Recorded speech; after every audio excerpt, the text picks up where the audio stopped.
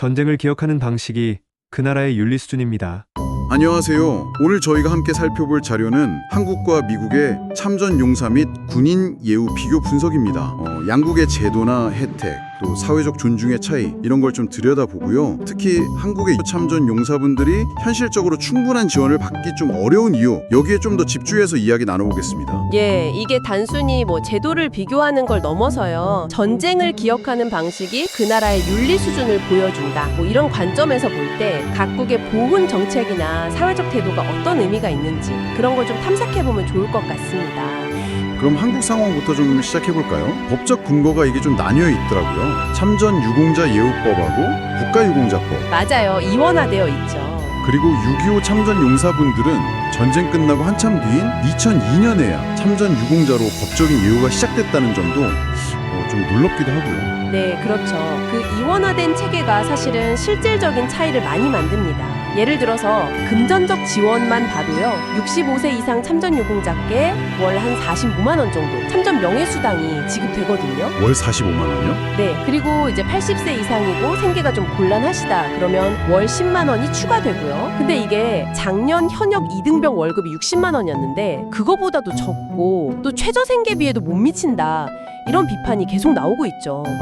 월 45만 원이면 정말 생활이 쉽지 않으시겠네요. 여기서 그럼 참전 유공자와 국가 유공자 이 구분이 딱 중요해지는 거군요. 전쟁 중에 다치셨는지 그 상위 여부에 따라서 혜택이 확 달라지는 거죠. 네, 그게 아주 핵심적인 부분입니다. 상의를 입으신 분들은 국가 유공자로 분류가 돼서 그래도 비교적 좀 폭넓은 지원을 받으시는데 단순히 참전했다는 사실만 인정된 참전 유공자 분들은 실질적인 혜택이 훨씬 적어요. 그래서 그 통계 있잖아요. 참전 유공자의 53.4%가 스스로를 경제적으로 하층이라고 생각한다. 이게 참 좀 충격적이죠. 똑같이 나라를 위해서 싸우셨는데 말이죠. 의료 혜택은 좀 어떤가요? 보면 진료비 90% 감면이라고 되어 있던데 이거 꽤 커 보이는데요? 네, 수치만 보면 그런데 실제로는 그 비급여 항목 부담이 있고요. 또 지방에 사시는 고령의 참전 용사분들은 보험병원까지 가는 것 자체가 그 접근성이 좀 떨어지는 문제가 있어요.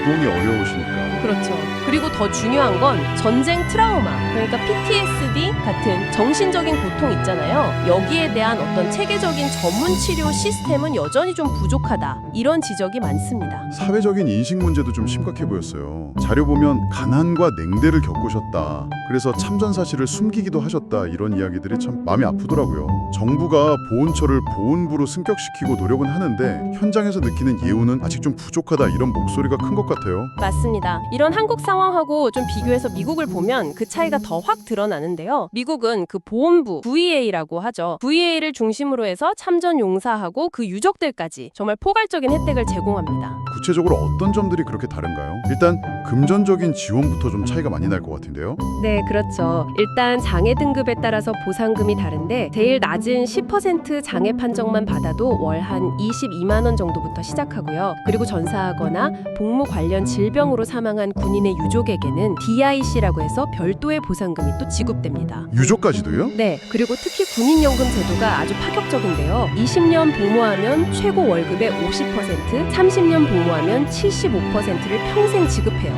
이건 군복무를 상당히 매력적인 직업으로 만드는 그런 요인이 되죠. 와, 30년 복무에 월급 75% 평생 지급이라니 정말 대단하네요.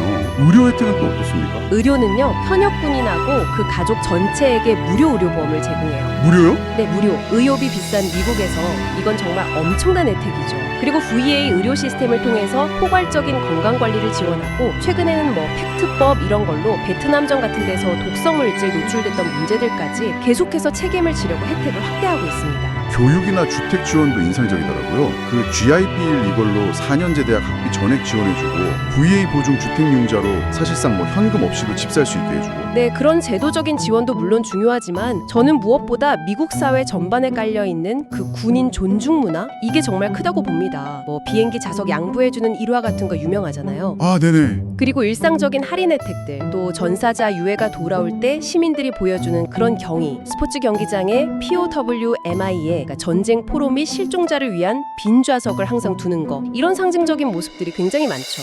예전에 그 베트남전 때 참전 용사들 좀 냉대했던 그런 과거 실패를 좀 반성하고 개선하려는 노력이 계속 보이는 것 같아요.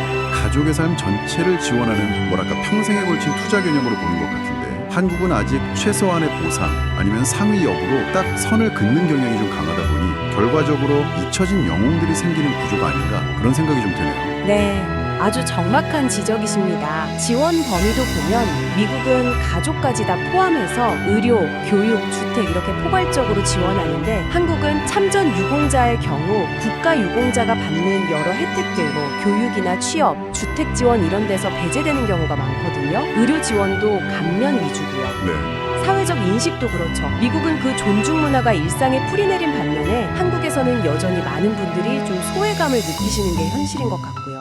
네, 정리를 좀 해보면 미국은 국가 차원에서 군인의 희생을 굉장히 선제적이고 또 지속적인 투자로 보고 전폭적인 지원과 존중을 보내는데 한국은 여러 노력이 있긴 하지만 특히 6.25 참전용사분들에 대한 예우가 아직은 좀 부족하거나 혹은 그 상위 여부에 따라서 너무 큰 차이를 보인다. 그래서 많은 분들이 어려움을 겪고 계신다. 이렇게 요약할 수 있겠네요. 맞습니다. 그래서 마지막으로 청취자 여러분께 이 질문을 한번 던져보고 싶습니다. 전쟁을 기억하는 방식이 그 나라의 윤리 수준이다 이런 관점에서 봤을 때 우리 한국 사회가 과거의 그 희생을 온전히 기억하고 모든 참전 융사분들 특히 좀 잊히기 쉬운 비상위 참전 유공자분들께도 실질적이고 좀 존엄한 예우를 제공하려면요. 단순히 지금처럼 상해 여부로 구분하는 방식을 넘어서 어떤 새로운 접근 또 어떤 구체적인 노력이 필요할까요? 이 질문을 다 함께 좀 고민해보면 좋겠습니다. Grandpa, where are you? We must remember, because they still wait.